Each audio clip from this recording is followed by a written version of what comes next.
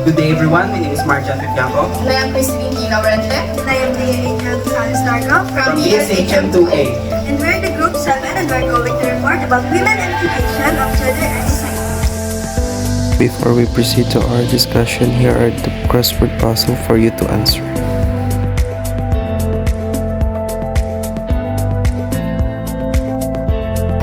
The content of this topic: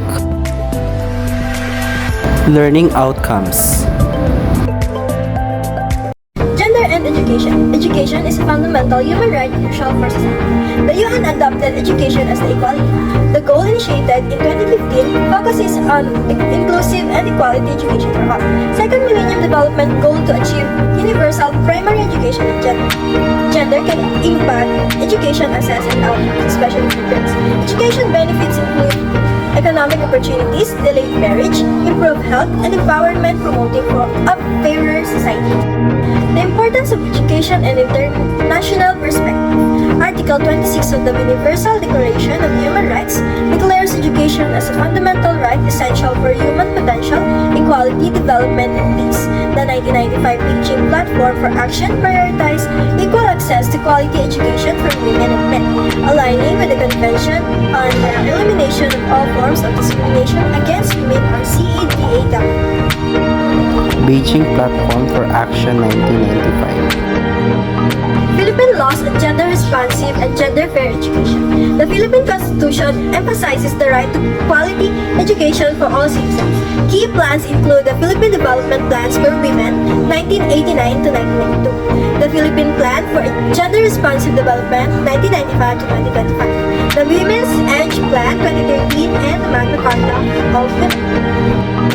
Gender development markers in education. The NEDAS 2010 revised harmonized GAT guidelines include markers to monitor gender responsiveness in academic programs. The guidelines cover gender mainstreaming indicators for basic and higher education, assesses gender sensitivity in curricula and services. DALA supports marginalized women such as IPs, rural women, and migrant workers by providing necessary training access. Gender issues in education. In the Philippines, gender parity exists with girls excelling in test scores and calculation. However, discrimination persists in education due to cultural beliefs and gender biases highlighted in the Beijing Plus 20 NGO report.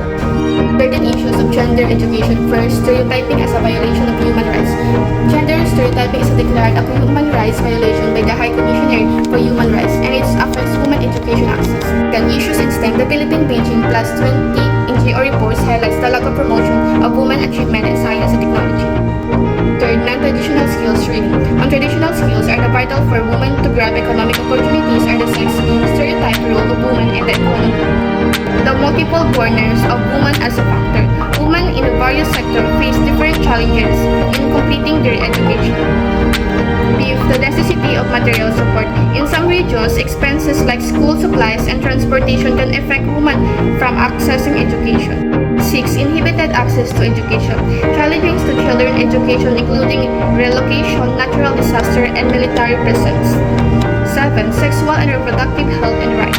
Limited sexual and reproductive health rights in a society impact education access. Pregnant students face cultural discrimination, affect their education. Make gender-fair textbooks and programs. DepEd works to address gender bias in textbook, teaching materials and method following the MCW and Women's Age Plan. 9. Inclusive education and alternative learning system. They advocate to madrasa schools for Muslim indigenous students, out-of-school youth, and older students. 10. The male performance in school. Statistics indicate a rise in female participation and a decline in male performance in school. More male students are dropping out or not enrolling. 11. Sexual violence in education. Sexual violence is a form of discrimination mainly against women, leading to higher dropout rates and lower academic achievement.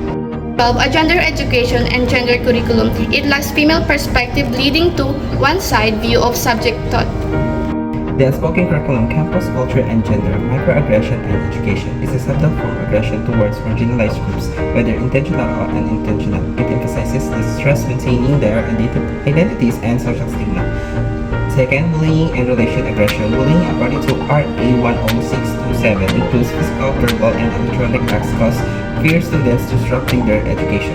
And lastly, campus culture. Campus culture is influenced by shared values within schools, and diverse cultures present among various groups and identities within the institution.